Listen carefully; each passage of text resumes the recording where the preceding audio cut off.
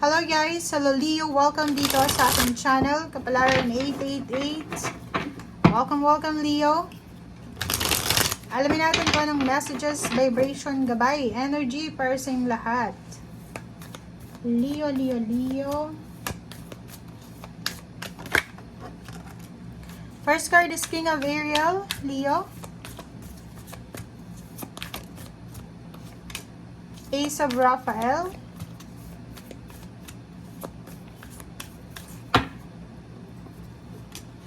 Leap of Fates.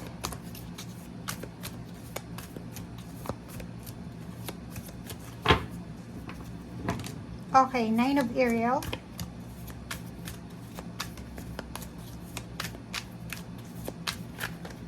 Oops. Okay, Leo. 15 days to guys, so pwede kang makaresonate. Gamitin mo yung intuition sa panonood. Okay. Last card natin is the Emperor, number 4. Sinasabi ng bara sa'yo dito, Leo, na for the first 2 weeks ng March, kailangan mong maging stable, maging efficient and stable. Take charge of the situation. Huwag kang panghinaan ng loob. Kailangan mong maging ambisyosa sa mga plano mo. Okay? Same din dito. Kung makikita mo tong 7 of Raphael, same din dito sa Emperor na sinasabi na oras na para gumawa ka ng desisyon, Leo. Kailangan mong maging efficient, 'di ba? Stable, efficient, be clear sa kung ano yung gusto mo and take action. Okay? If ever man na stress ka, kailangan mo ng peace of mind, detoxification, water detox, simple detox lang, pwede 'yon. Spend time sa nature, sa animals or sa kung saan pa man. Okay? So, sinasabi ng baraha sa'yo dito na itong decision making na gagawin mo ay posibleng magdala to sa'yo ng isang napakabilis na result. Okay? Pwede ka din makatanggap ng isang importanteng balita, message, call, chat, or any kinds ng communication. So, etong gagawin mo itong ngayon, kung ano itong sinasabi ng Emperor and 7 of Raphael, ay posibleng siya yung magdala ng fulfillment sa mga pangarap mo. Ang kailangan mo lang dito is hard work. Okay? Kailangan mo lang na trabahuhin, Leo, kung ano itong pangarap mo. Trabahuhin mo kung ano yung gusto mong mangyari sa buhay mo kasi yun lang yung pwede mong magawa sa ngayon. Okay? Leap of faith, 'di ba? Kailangan mong maniwala sa sarili mo. Believe in yourself, listen to your heart, and gawin mo kung ano yung nagbibigay sa'yo ng kaligayahan. Okay? Relationship, nakikita natin dito na may iba sa inyo, Leo, na makaka-experience ng mga bagong relasyon, romantic relationship, or pwedeng may mga bagong friendship or bagong support system sa paligid nyo. Lahat ng plano mo ay magiging ayos, magiging okay. Magkakaroon ng balanse yung professional, financial, and emotional na buhay mo. Gamitin mo ang iyong resources, money, energy, love, time, effort sa tama. Okay, thank you.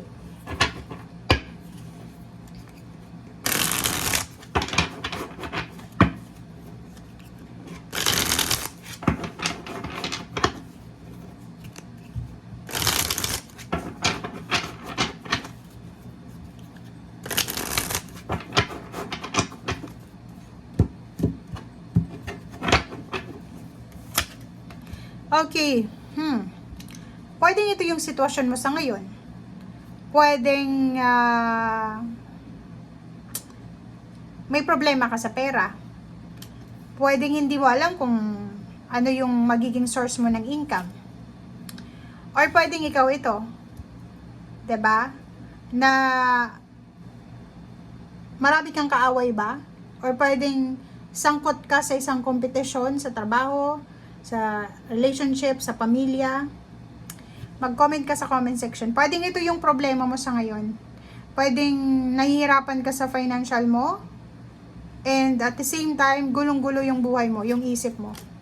But nandito yung Zero the Fool. Sinasabi ng barahan na pwede pa naman na magsimula ulit. Diba? Pwede ka pa naman magsimula ulit. And pwede pa naman na matapos ito kung ano man na itong mga pinagdadaanan mo sa ngayon. So, huwag mong ilagay yung sarili mo sa stagnation. Kasi parang nakikita ko sir dito na medyo nawawalan ka ng pag-asa eh. 'Di ba? Sinasabi ng baraha sa'yo dito, leap of faith. 0 the full. Gawin mo kung ano yung nagbibigay sa'yo ng saya. Gawin mo kung ano yung feeling mo, doon ka liligaya. The Devil, Capricorn na naman.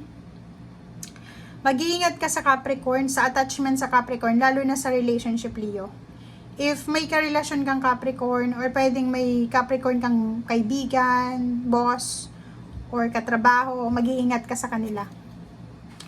Okay, yung iba sa inyo dito, pwedeng buwan ng Marso ay nagre-research or searching for a job, searching for a business partner, or pwedeng naghahanap kayo ng taong pwedeng makatulong sa inyo, pero literal nakikita ko naghahanap ka ng trabaho. Relationship din, naghihintay ka ng karelasyon, pwedeng wala kang relationship, wala ka pang trabaho, so nandun ka sa sitwasyon na kailangan mo maghintay. Yung iba din sa inyo dito, parang nasa crossroad kayo, hindi nga alam kung alin yung uunahin nyo, relasyon ba or trabaho. But, sinasabi sa'yo dito ng 9 of Pentacles na kailangan mo munang i-prioritize yung oras mo, yun nga, spend your time, energy, money wisely sa wishes mo para sa pangarap mo. So, ibig sabihin, itong Marso na to is ibigay mo sa buwan na to yung effort mo para sa financial dreams mo. Okay? So, yun, searching ka talaga. Naghahanap ka ng relationship, yung iba naghahanap ng pwedeng proteksyon, pwedeng connection para makapasok ka sa isang trabaho. Yung iba naghahanap ng trabaho, naghahanap ng pwedeng mautangan, naghahanap ng balanse. Hinahanap nyo yung ways or yung paraan, yung daan papunta doon sa balanse sa pera. Parang naghahanap kayo kung sino yung pwedeng makatulong sa inyo financially. Oh, 'di ba? Trabaho, ganun din. So, kailangan mo ng temperance, kailangan mo ng sobra-sobrang pagpapasensya. Lalo na kung ilang taon ka nang walang trabaho, or may trabaho nga pero sobrang baba lang ng sweldo mo, or delayed pa yung mga sweldo mo, ang dami mo ng utang. So, kailangan mo maging mapasensya sa first 2 weeks ng March. Okay, mag-focus ka sa future mo, kasi yung future mo, sinasabi na lahat ng pinagdadaanan mo sa ngayon ay posibleng malalampasan mo yan, ma-overcome mo yan, and magiging peaceful ka sa future mo, emotionally, financially, and spiritually. Okay? So sa ngayon, make sure na labanan muna natin, proteksyonan muna natin kung ano yung meron tayo sa ngayon, Leo. Ibig sabihin, kung ano yung mga plano mo sa ngayon, wag mong munang ipagsabi. Okay? Kailangan mo munang magkaroon ng solid na foundation para hindi ka magsisi sa bandang huli. Kasi parang pag naunahan ka ng excitement, pwede mong ibalita to sa ibang tao, tapos gagayahin hanggang sa nawala na yung energy, yung plano. Magsisisi ka sa bandang huli. So, sinasabi ng baraha sa'yo dito, ano itong pinaplano mo sa ngayon, isikreto mo muna. Kasi the more na sinishare mo yan, the more na hindi yan magkakatotoo. Okay? Thank you guys. Bye!